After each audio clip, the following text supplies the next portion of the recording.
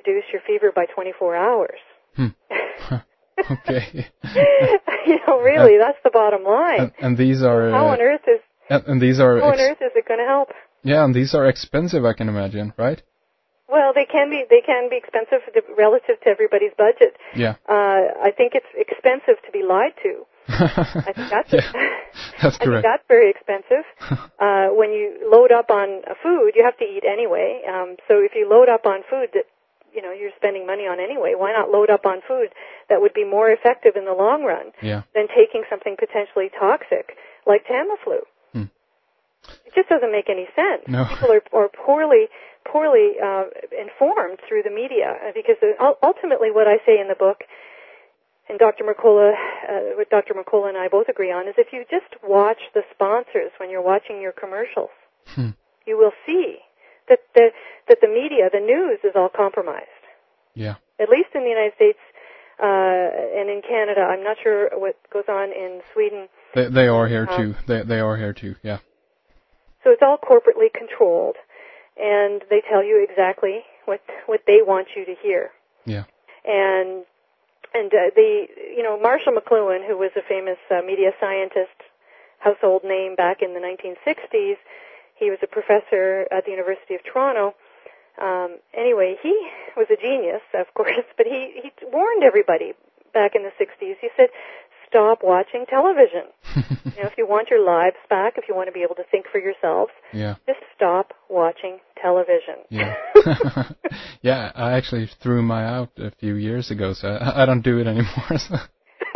Good for you. Yeah, I'm happier without it, because there is an incredible fear mongering, and I mean, how have things been for you over there in Canada? I mean, is it the same with the fear in the media about this? It is. It's a little similar to the United States, but I think Canadians, we have at least the CBC, the Canadian Broadcasting Corporation, and they tend to be a little bit more liberal. They can put out more skeptical, other-sided stories, so it lets people at least hear another angle. In the United States, it's worse. I lived in the United States for a little while, and the United States, it's a disaster. I mean, it's just a disaster. People are programmed. They're much more brainwashed in the United States than they are in Canada. It just boggles my mind. And I lived there, and I just said, I can't believe that these people aren't even questioning the media.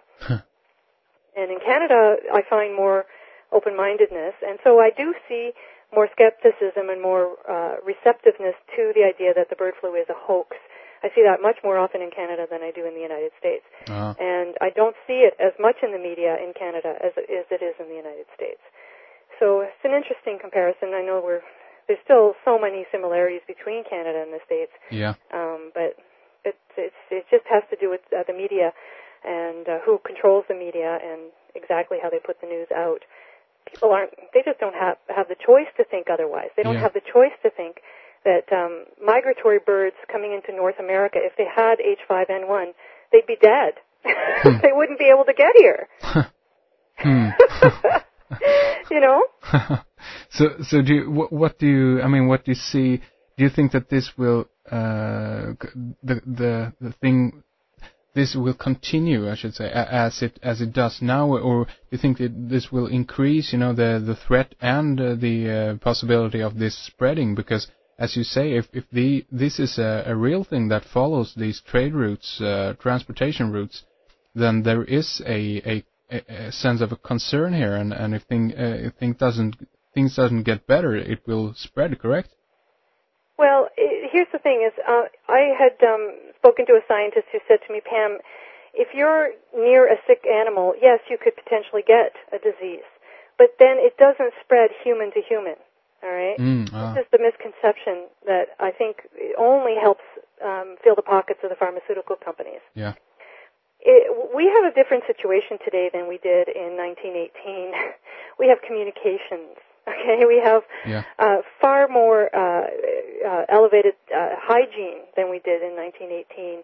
The conditions are just not necessarily as ripe as during the First World War. So, we really we really need to take a step back and be a little bit more discerning. I think we already are dealing with epidemics. I think we already are dealing with something more dangerous than H5N1. When you start looking at the death rate that we have today in terms of, even in the United States where they spend $2 trillion a year on health care and they're only ranked 48th in the world for life expectancy. When you look at those types of numbers, you know, you say to yourself, we already have a problem. Yeah. And it's worse than H5N1. Yeah. And, you know, we mentioned cancer, heart disease, diabetes, all these things. Of course. So we can't lose sight of that. And I think when you say, is it going to get worse? Well, you know, companies like Roche, GlaxoSmithKline, all these companies all stand to benefit, making sure that we stay in fear mode. So, yes, we're going to still hear about it. Yes, we will, because ultimately one other big, huge project, and Bush allocated $7.1 billion to the bird flu preparedness plan, of which I believe it's $3.3 billion went into the development of vaccines. My God. Okay? I mean, that's huge. Yeah, of course. That's a huge amount of money to spend on a theory. Yeah, certainly. Yeah, of course. It's crazy. It's insanity. And I didn't hear any Americans complain. No. I said, aren't people asking more questions? You know, some of the companies that have been designated or have come forward and said we're going to develop this vaccine, some of them are basing it on the 2004 prototype. And even at that, as a virus potentially mutates, it's maybe one thing that a company develops a vaccine, but what about 6 months later if the virus mutates? Exactly. Yeah. Yeah, because this has been an issue. If I have you know, if I'm correct in this, that there is a recombination of these of this virus constantly. Is that correct? Yeah, and that's the thing, is that what the scientists are worried about is that it will mutate, and of course the premise is that as it potentially could mutate, it could become a pandemic. So I don't really buy it myself, but at any rate, even if you do buy that theory to a certain extent, then the vaccine would be moot. It wouldn't work. Yeah. So I'm not a huge fan of vaccines anyway. I mean, if I had kids, and I don't have kids, but if I did have children, you couldn't pay me to vaccinate my children. And that is interesting, because I know that a lot of people up here in Sweden are pretty much unaware of the dangers with vaccines. And is this something that you briefly like to touch upon? I mean, why is that? Why shouldn't you? I'm not the expert on it, but what I do know, and there's lots of information on the internet. Yeah. And doing the research for the book, I tapped into some sites, some people that I know or that I'm familiar with their work in the area of vaccines or the anti-vaccine movement. Yeah. And if you go back and look at the census, and if you go back and look at even the CDC website, shows clearly that many of the infectious diseases that we still vaccinate for today were virtually eradicated. Yeah. Virtually eradicated before the market was hit with vaccines. Yeah. This is absolutely astounding information. And it's right on the CDC website. Yeah. And so, really where you start to see these diseases go away is after they started chlorinating and filtering the water systems. Yeah. Okay? And it's a clear-cut path, and you can see it so clearly. There's a graph that you can look at. It shows this connection. And, you know, as a vaccine would be introduced into society, you can just see the numbers absolutely go almost down to zero. And then the vaccines are introduced, and the pharmaceutical companies pat themselves on the back and say, it was because of the vaccine. Wonderful. It's crazy. Yeah. Hygiene has so much to do, you know, in proper sanitation. And when you look at the diseases that still exist in Asia and Africa, a lot of these diseases would be eradicated overnight if they just cleaned up the water supply. Yeah. So why isn't the news talking about this? Yeah, exactly. Why isn't the United Nations, why aren't they taking more efforts to make sure that the water supplies are cleaned up? So do you think that this is ignorance, or is there something more behind this? Well, it depends on what camp you want me to come from. Whether I come from a conspiracy theory camp where I say it's a great program, to keep people sick, and fill the pockets of pharmaceutical companies, or to depopulate the planet because there's too many of us on the planet. There you go. All these things.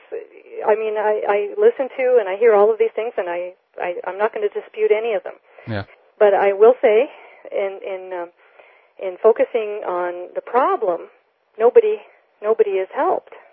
And then the media has conditioned the world to focus on the problem. Yeah, of course. And as long as we all focus on the problem, we're not going to beat this fight. And so that's why I really respect the work of the Weston A. Price Foundation, and Dr. Mercola agrees with me on this. He's a huge fan of the Price Pottinger Nutrition Foundation, and Dr. Weston A. Price himself. Is we just need to start changing supply and demand. Yeah. So we have a book or a chapter in the book about the silver lining, and the silver lining is that consumers are starting to wake up as we have mad cow, as we have foot and mouth disease. All these things are causing consumers to question the food supply and say, what's really going on? Yeah. And so they're changing how they shop. And in the United States, according to the CDC, there's 76 million illnesses a year from food poisoning. Okay? And of that, there's 5,000 deaths a year. Oh my. And now I would almost guess that would be higher, but that's just my instinct. Yeah. But people are starting to go back to the farm. They're neglecting buying the food in the grocery store anymore because there's just simply not enough regulation over the food supply. Yeah. And you have too few players that are controlling this, and they have control. They control the government. They control the USDA. Yeah. They control the EPA. There's too much corruption. Yeah, of course. And they get their way all the time, and they want to. The more they can deregulate the food supply, the more money they can make. Yeah, and then you have things, like we gotta talk about that. Monsanto and buying up the, making the genetic differences to different crops and then buying up the patents to them, basically. Well, it's interesting you said Monsanto. That's a swear word to me. I'm totally leery of that company, and as I'm being polite. Yeah. But Monsanto, of course, their goal is to overtake the whole seed supply. Yeah. If they can in the world. Yeah. And of course, to do that, they're using genetic modification. And just to tie the concept of genetically engineered food into the bird flu story, there's two angles to that, by the way. One is that they want to genetically engineer a vaccine. Okay. Ah, I see. Yeah. And that will be using that system, that science behind developing a vaccine will be using genetic modification. That's one side of the story. Yeah. The other side of the story is there is an ongoing effort to develop an H5N1 resistant chicken. Oh my God. Okay. This is something you make a comedy movie over. Certainly, yeah. And who's going to control that H5N1 resistant chicken? Yeah. Okay, and this is happening at Cambridge University, and in conjunction with Roslin Institute. And Roslin Institute were behind the Dolly experiment. Ah. Okay, and as I understand it, Roslin has been having financial troubles now for a few years since the fiasco behind the Dolly experiment,